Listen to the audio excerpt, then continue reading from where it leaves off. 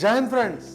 जी हां दोस्तों, हिंडनबर्ग की रिपोर्ट आने के बाद हमने देखा कि अडानी के शेयर्स में अडानी के 8 लिस्टेड कंपनी जो हैं उनके स्टॉक शेयर मार्केट में वैल्यू गिर रही है। इससे इंडियन मार्केट के कुछ बैंक्स के शेयर्स भी डाउन हो रहे हैं, LIC के, SBI के।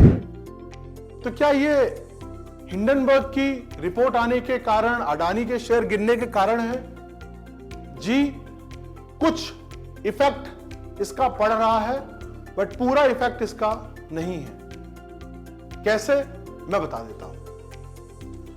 इंडियन मार्केट से पैसा लिया गया है बैंकों के द्वारा, बट अगर हम अडानी के बोरोइंग को देखें कि उन्होंने कितना पैसा इंडियन मार्केट से उठाया है, तो तकरीबन 40% जो फंडिंग है उन्होंने इंडियन बैंक से उठाई है।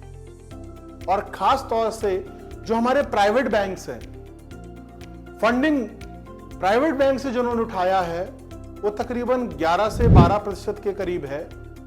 और ये फंडिंग उठाने के लिए उन्होंने अपनी कुछ प्रॉपर्टी बैंक को दी है। अगर फ्यूचर में कोई ऐसी कंडीशन आती है, इंसॉल्वेंसी की कंडीशन, तो बैंक उनकी प्रॉपर्टी जब्त कर लेगी। पब्लिक कंपनी जो हमारी पब्लिक बैंक्स हैं, पब्लिक बैंक्स को भी इतना हद तक उन्होंने पैसा नहीं दिया है। LIC ने भी कुछ पैसा अपना 7% तक इन्वेस्टमेंट स्टॉक में किया है अडानी के। तो कुल मिलाकर अगर हम देखें तो हमारा इंडियन मार्केट अभी मजबूत है। बैंक ने अपने लोन्स को जो लेंड किया है उसमें कंट्रोल रखा है। और हमारे RBI की जो गाइडलाइन है वो काफी स्ट्रिक्ट है। उस स्ट्रिक्ट गाइडलाइन ने बैंकों को बांध के रखा है। और इस बैंकिंग ने जो लोन दिया है वो अडानी से रिकवर हो जाएगा। और आने वाले टाइम में जो हम बात कर रहे हैं कि क्या मार्केट क्रैश होगा, तो ऐसे अभी तक कोई इतना बड़ा ग्रोथ जो हम देख रहे थे कि अडानी के शेयर में होगा और डिप्लेशन जो हो रहा है अभी, तो आने वाले टाइम में अडानी के शेयर तो गिरेंगे, क्योंकि ऐसे हिंडनबर्ग के रिपोर्ट के द्वारा कहा है कि 85% तक उनकी जो डिप्लेशन है, ग्रोथ डिप्लेशन डाउन होगी। बट इसका प्रभाव इंडियन मार्केट में ज्यादा नहीं पड़ेगा, कुछ लिमिटेड सेक्टर में पड़ेगा, बट ओवरऑल सेक्टर में प्रभाव नहीं पड़ेगा। बात करें, इसमें एक टॉपिक है जो हम बोलते हैं शेयर को प्लेज करना। शेयर प्लेजिंग क्या होता है, उसको हम आने वाले वीडियो में बताएंगे कि शेयर प्लेजिंग क्या होता है और ये मार्केट में क्या रोल अदा करता है।